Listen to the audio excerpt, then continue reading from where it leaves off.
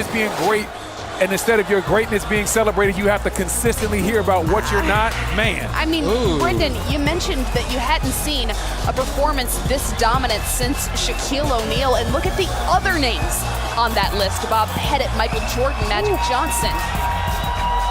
With the most points in a finals clinching game in NBA history, and now Giannis's name is among those greats. Not only is his name history, as probably the most dominant power forward to ever play all game of basketball. You talking about, Brendan, such a unique player that our league has never seen, and other kids will grow up now wanting to emulate and be like Giannis. You want to know what's scary? What's scary is he's only 26 years old, and he's yet to scratch the surface. Yeah. Like I said, tonight's not the night to talk about what Giannis can't do, but we all know there's some things he can improve on, and he's still this dominant. But he's not still growing, is he? I mean, come on. When we looked at that earlier. At 26 years old, he can still grow as far as in his game of basketball, and he's this dominant right now. Yeah. Zeke, you said it before the show. The league might need to be scared because Giannis might have a 5 to 8 year run where he's that guy. Yeah, and when you look at Elijah Wan and Jordan, they had those 8 years. Elijah Wan won twice, Jordan won 6 times. Okay, now Giannis is up there. Can he keep dominating like those two did? I believe he can. Hey, Zeke, I believe so too. I know you didn't play video games like that back in the day. But sometimes when you on the video game, and listen, when you got beat, you had to tell the guy that, hey, did we say pass the sticks? You gotta pass. Hey, it might be time for LeBron to pass the sticks.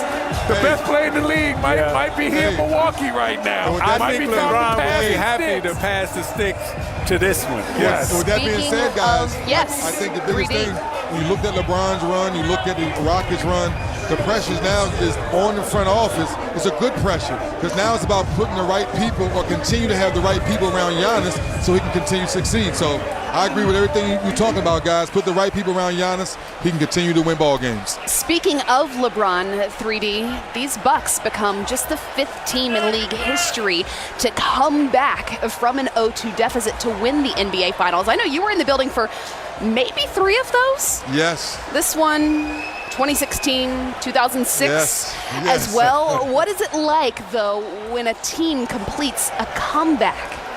Well, it's phenomenal to watch, guys, because you see how they're locked in, you see the focus, and you see the details, Zeke, you talked about earlier. Even though Drew Holiday didn't shoot the ball particularly well, you saw him continue to get steal after steal, assist, set the offense up, make timely baskets even though he wasn't shooting well. So the focus for this team for 4 straight ball games was just off the chart. So you're going to understand why this crowd is still out here going crazy, because they watched their team regroup, refocus, and run 4 straight. The Bucks, though, going 50 seasons between NBA championships, now tops the record previously held by the Detroit Pistons when you all won in 1989. So speaking from experience and knowing when a fan base is starved for decades for a title, what does it mean to a franchise and to a city? I mean, again, the emotions that you experience, not only as a team, but then that you share with your fan base, with your communities. And, Christian and Brendan, we've worked with Steve Smith, Chris Webber, we got Jalen Rose over there on ESPN. I mean, so all those guys from Detroit grew up as young men, watching and feeling all celebration. So Giannis has no idea, and the Bucks have no idea of the type of young men and women that they've just influenced and sharing in this victory with them. The champagne shower. Let it be known. I am on a 24-hour champagne diet. Come on, Giannis, do your like thing. this, Do your right? thing.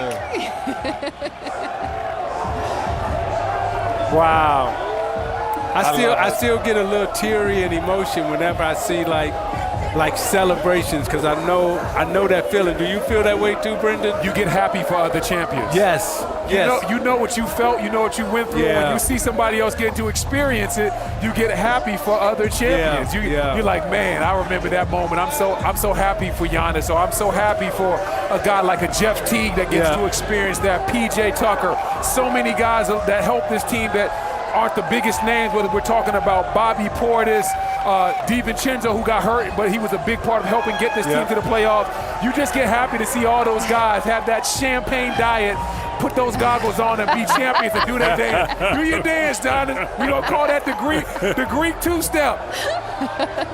Yes, he sir. did, though, Brendan, become the first international player to be crowned Finals MVP since Dirk back in 2011. What is it like to play alongside a once-in-a-franchise player like him?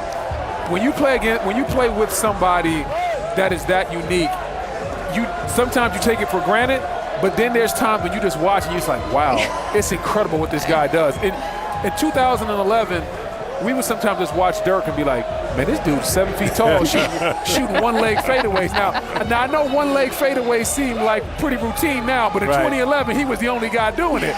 And when you see somebody 7 feet doing it, it's amazing. And it's the same thing with Giannis. When you see somebody 6'11", 7 feet tall, handling the ball in transition, Euro stepping all around the court, getting assists, but then at the same time making timely blocks and shutting down the basket, making plays above the rim. You're like, what are we really watching here?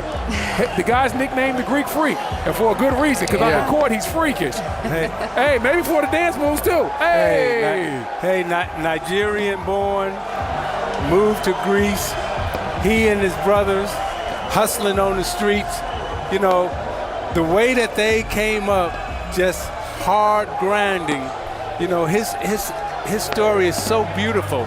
Watching the NBA from afar, wanting to be a champion, talking about these moments. And now three of them are. And then living it. I mean, as you say, all three of them as kids.